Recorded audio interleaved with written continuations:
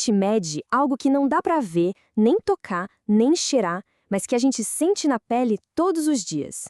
Pois é, eu tô falando do vapor de água no ar, ou seja, da umidade. Hoje, a gente vai desvendar o que ela realmente significa e como a ciência consegue medir isso de um jeito super preciso. Pois é, 70% de que exatamente? Essa é uma pergunta que muita gente se faz. Parece um número meio abstrato, sabe? Mas o significado dele é bem concreto. E o jeito de chegar nesse número é surpreendentemente engenhoso. E olha só, a chave para desvendar esse mistério todo está aqui, nessas tabelas que parecem super complicadas à primeira vista. Mas pode acreditar, no final desta análise, elas vão fazer todo o sentido. Vamos transformar esse enigma em conhecimento prático. Então vamos mergulhar nisso. O segredo todo para medir a umidade não está em um, mas em 2 termômetros. E o truque está na diferença sutil, mas que é crucial, entre o que cada um deles marca. De um lado, a gente tem o termômetro de bulbo seco. Ele é o básico, que mede a temperatura do ar que todo mundo conhece. Do outro lado, o de bulbo úmido, que é idêntico, só que com um detalhezinho. O bulbo dele é coberto com um tecido sempre úmido. E é essa simples diferença que muda o jogo todo. O princípio científico por trás disso tudo é o resfriamento evaporativo. Pensa nele como se fosse o ar-condicionado da natureza. Basicamente, quando a água evapora, ela precisa de energia. Então, ela puxa o calor do que estiver ao redor para conseguir virar vapor. E é exatamente isso que acontece no termômetro de bulbo úmido.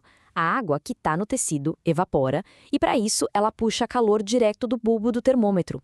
O resultado, a temperatura que ele marca vai ser sempre mais baixa que a do termômetro seco. E aqui está o pulo do gato. Quanto mais seco estiver o ar, mais rápido a água vai evaporar e, com isso, maior vai ser a queda de temperatura no termômetro úmido. Se o ar já estiver cheio de umidade, a evaporação é lenta e a diferença entre os 2 termômetros é pequenininha. Essa diferença é a nossa chave. Bom, agora que a ciência por trás já faz sentido, vamos para a parte prática. Vamos usar essa diferença de temperatura para finalmente decifrar um daqueles gráficos. Pensa nesse gráfico como uma espécie de tradutor. Ele pega 2 informações bem simples, a temperatura do ar e a diferença entre os 2 termômetros, e transforma elas naquele número que a gente vê na previsão do tempo, a tal da umidade relativa. Para isso ficar bem claro, vamos seguir um exemplo. Vamos imaginar o seguinte cenário. O termômetro de bulbo seco está marcando 20 graus Celsius e o de bulbo úmido, 16 graus. A primeira continha é muito simples, de verdade. É só subtrair uma da outra. 20 menos 16, pronto, a gente tem uma diferença de 4 graus Celsius. É esse o número que precisamos guardar.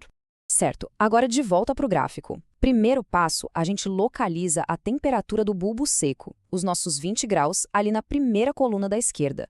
Em seguida, a gente olha para a linha de cima, a linha horizontal, e encontra a nossa diferença de temperatura, que era de 4 graus, lembra? Agora o passo final, é aqui que a mágica acontece.